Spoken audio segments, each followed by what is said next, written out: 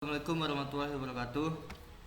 Eh, Kali ini saya akan mempresentasikan eh, ujian tengah semester dari mata kuliah kewarganegaraan.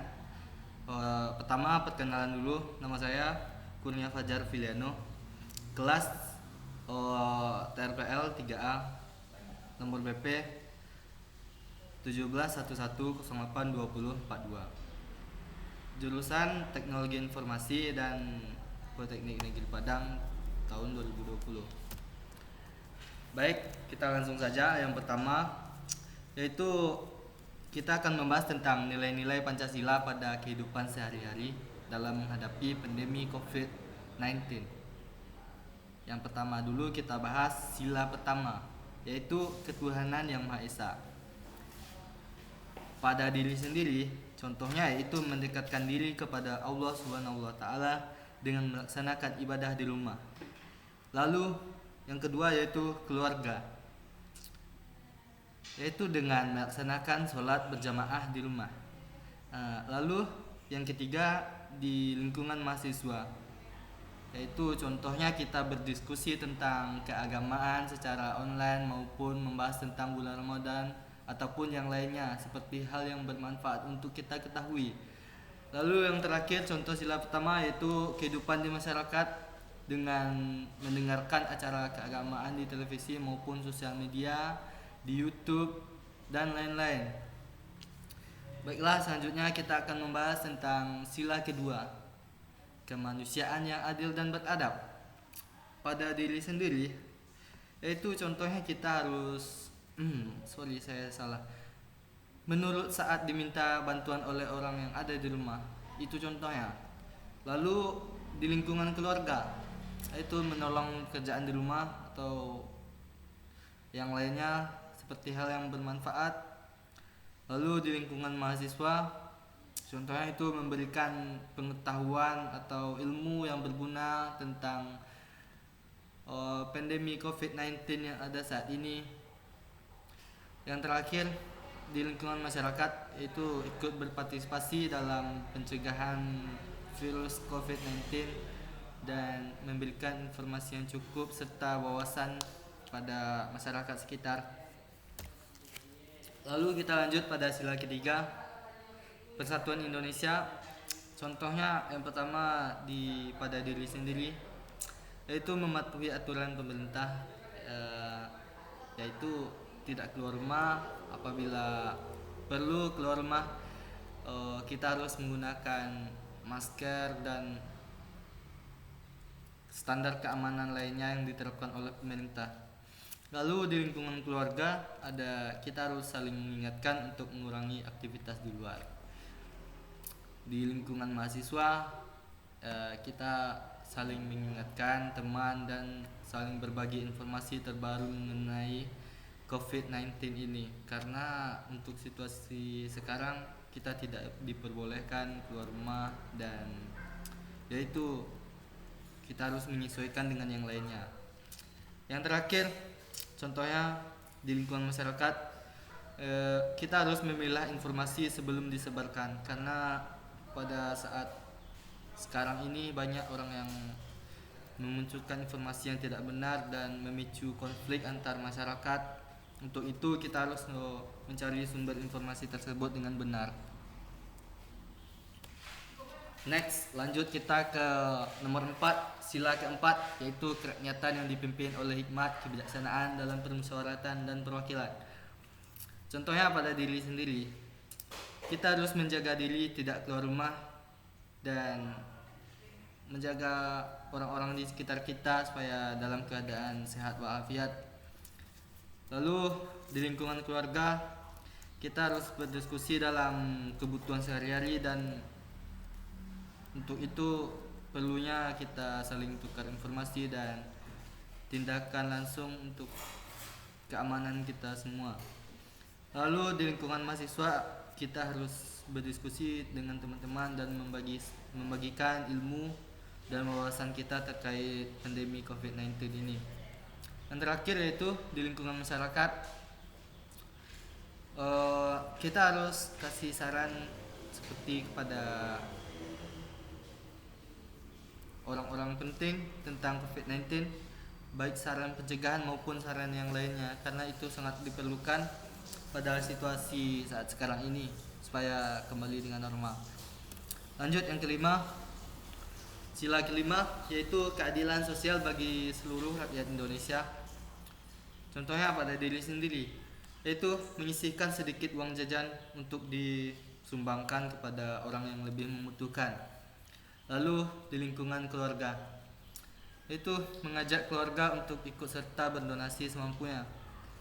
Next, lanjut kita pada lingkungan mahasiswa, saling membantu teman apabila ada yang kesulitan dalam kebutuhan perkuliahan dan permasalahan lainnya, karena untuk itu kita harus saling membantu sesama teman dan keluarga. Lalu yang terakhir, contohnya yaitu di lingkungan masyarakat, saling memberi dukungan kepada masyarakat dalam melewati musibah ini. Ya, sekian itulah pada pembahasan dengan Pancasila. Lanjut kita akan membahas tentang filsafat Pancasila. Sejarah lahirnya Pancasila.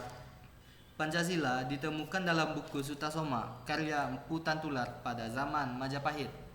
Pancasila diusulkan oleh Insinyur Soekarno pada tanggal 1 Juni 1945 dalam sidang BPU PKI. Pada tanggal 22 Juni 1945, Panitia 9 mengadakan pertemuan untuk membahas usulan mengenai dasar negara. Secara historis, Pancasila lahir pada tanggal 1 Juni 1945 dan secara yuridis, Pancasila lahir pada 18 Agustus 1945. Lanjut, kita akan membahas tentang Pancasila sebagai ideologi bangsa dan negara Indonesia. Pengertian secara epistemologis adalah berbicara tentang gagasan atau ilmu yang mempelajari tentang gagasan. Yang dimaksud adalah gagasan yang murni, ada dan menjadi landasan atau pedoman dalam kehidupan masyarakat yang ada atau berdomisili dalam wilayah negara di mana mereka berada. Next, kita lanjut pada definisinya. Yang kalau definisi ini kita terdiri dari beberapa gagasan, yaitu yang pertama, ideologi menurut BP7 Pusat, yaitu ideologi adalah ajaran, doktrin atau teori yang meyakini kebenarannya, yang disusun secara sistematis dan diberi petunjuk pelaksanaan dalam menanggapi dan menyelesaikannya dalam masyarakat, berbangsa dan bernegara. Lalu ideologi menurut Profesor Dr. Maswadi Rauf. Ideologi adalah rangkaian nilai yang disepakati bersama untuk menjadi landasan atau pedoman dalam mencapai tujuan atau kesejahteraan bersama. Lalu ada Pancasila sebagai ideologi terbuka. Ideologi terbuka adalah ideologi yang dapat berinteraksi dengan ideologi yang lainnya. Ideologi Pancasila dapat mengikuti perkembangan yang terjadi dalam aspek kehidupan masyarakat. Ideologi Pancasila memiliki nilai yang meliputi nilai dasar, nilai instrumental, dan nilai praktis. Lalu kita lanjut pada fungsi dan peranan Pancasila dalam bermasyarakat, berbangsa, dan bernegara. Yang pertama yaitu Pancasila sebagai jiwa bangsa. Lalu ada Pancasila sebagai kepribadian bangsa Indonesia, Pancasila sebagai dasar negara Republik Indonesia, dan Pancasila sebagai sumber dari segala sumber hukum yang ada di Indonesia. Lalu ada Pancasila sebagai perjanjian luhur di Indonesia, Pancasila sebagai pandangan hidup, Pancasila sebagai cita-cita dan tujuan bangsa. Lalu ada Pancasila sebagai moral pembangunan, dan Pancasila pembangunan nasional sebagai pengamalan. Baiklah, kita akan membahas tentang implementasi Pancasila dalam kehidupan bermasyarakat. Implementasi sila pertama yaitu ketuhanan yang Maha Esa. Yang pertama yaitu percaya dan takwa kepada Tuhan Yang Maha Esa sesuai dengan agama dan kepercayaan masing-masing menurut dasar kemanusiaan, yaitu adil dan beradab. Lalu kita harus saling hormat dan menghormati dan bekerja sama antara pemeluk agama serta penganut kepercayaan yang berbeda, sehingga terciptanya lingkungan yang rukun dan makmur. Lalu yang ketiga, tidak memaksakan suatu agama dan kepercayaan kepada orang lain karena itu dapat menimbulkan konflik. Karena hal tersebut membahas tentang masalah pribadi atau privasi seseorang.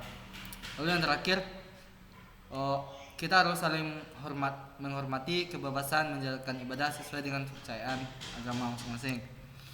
Lanjut, implementasi pada sila kedua, kemanusiaan yang adil dan beradab. Yang pertama itu kita harus mengakui persamaan derajat, persamaan hak dan persamaan kewajiban. Lalu yang kedua, kita harus saling mencintai sesama manusia dan mengembangkan sikap tenggang rasa serta tidak semena-mena kepada orang lain. Lanjut pada implementasi sila ketiga yaitu persatuan Indonesia. Yang pertama, rela berkorban untuk kepentingan bangsa dan negara. Lalu bangga sebagai bangsa Indonesia yang bertanah air Indonesia. Lalu memajukan pergaulan demi persatuan dan kesatuan bangsa yang berbineka tunggal ika dan cinta tanah air bangsa Indonesia. Lanjut, kita akan membahas tentang implementasi sila keempat, kerakyatan yang dipimpin oleh hikmat kebijaksanaan dalam permusyawaratan dan perwakilan. Yang pertama, kita tidak memaksa kehendak kepada orang lain, lalu mengutamakan kepentingan negara dan bermasyarakat, lalu musyawarah untuk mencapai mufakat, dan yang terakhir mengutamakan musyawarah dalam mengambil keputusan untuk kepentingan bersama. Dan pembahasan implementasi yang terakhir yaitu sila kelima, keadilan sosial bagi seluruh rakyat Indonesia. Lalu yang pertama ada kita menjaga keseimbangan antara hak dan kewajiban. Lalu yang kedua, suka memberi pertolongan kepada orang lain dan menjauhi sikap pemerasan terhadap orang lain, tidak melakukan kegiatan yang merugikan kepentingan umum karena hal tersebut menyebabkan konflik bagi orang banyak. Lalu kita ada di sini identitas nasional. Identitas nasional ialah suatu jati diri bangsa. Artinya, jati diri tersebut merupakan milik suatu bangsa dan berbeda dengan bangsa lainnya. Dalam garis besarnya, identitas nasional merupakan jati diri yang tidak hanya mengacu pada individu tertentu, namun juga berlaku untuk suatu kelompok, organisasi, dan juga negara. Lalu parameter identitas nasional. Parameter identitas nasional ialah suatu ukuran atau patokan yang dapat digunakan untuk menyatakan sesuatu adalah yang menjadi ciri khas suatu bangsa. Sesuatu yang diukur adalah unsur identitas seperti kebudayaan, menyangkut norma, bahasa, adat istiadat, teknologi, dan unsur lainnya. Sesuatu yang alami atau ciri yang mudah terbentuk seperti bentuk geografis. Next, kita lanjut pada unsur-unsur pembentuk identitas nasional Indonesia berdasarkan ukuran parameter sosiologis. Yang pertama yaitu suku bangsa. Pada suku bangsa, golongan sosial yang khusus bersifat adskriptif yang sama coraknya dengan golongan unsur dan jenis kelamin. Lalu ada kebudayaan yang menurut sosiologis termasuk dalam kesenian, ilmu pengetahuan dan teknologi serta adat istiadat. Lalu ada bahasa. Bahasa identitas nasional yang bersumber dari salah satu lambang suatu negara. Kondisi yang terakhir yaitu kondisi geografis. Identitas yang bersifat alamiah, kedudukan geografis suatu wilayah pada negara yang menunjukkan tentang lokasi negara dalam kerangka ruang, tempat, dan waktu, sehingga untuk waktu tertentu dengan jelas batas-batasnya wilayah suatu bangsa pada permukaan bumi. Lalu kita masuk pada unsur pembentuk identitas nasional. Yang pertama ada unsur sejarah. Pada contohnya saja pada negara kita Indonesia, akhirnya yang menjadi suatu nilai berharga dalam jiwa bangsa Indonesia adalah itu bangsa Indonesia adalah bangsa pejuang. Semangat juang yang dimilikinya menjadi kebanggaan sebagai identitas nasional bagi bangsa dan membedakan dengan bangsa ASEAN yang lainnya. Lalu ada kebudayaan. Aspek kebudayaan yang menjadi unsur pembentuk suatu identitas adalah meliputi yaitu yang pertama akal budi, yang kedua peradaban, dan yang ketiga ada pengetahuan. Next, yang ketiga ada budaya. Semangat dan kultur kita untuk mencapai kemajuan dengan cara nilai kemanusiaan, demokrasi dan keadilan dijadikan landasan ideologis yang secara ideal dan normatif yang diwujudkan secara konsisten, dinamis, kreatif dan bukan indoktriner. Yang keempat ada suku bangsa. Adanya suku bangsa yang majemuk atau aneka ragam suku bangsa yang dimaksud adalah terlihat dalam jumlah suku bangsa Indonesia, yaitu yang kurang dari 300 suku bangsa dengan bahasa dan dialek yang berbeda. Lalu yang terakhir ada agama. Identitas nasional dalam aspek agama adalah masyarakat yang agamis dan memiliki hubungan antar umat seagama dan rukun.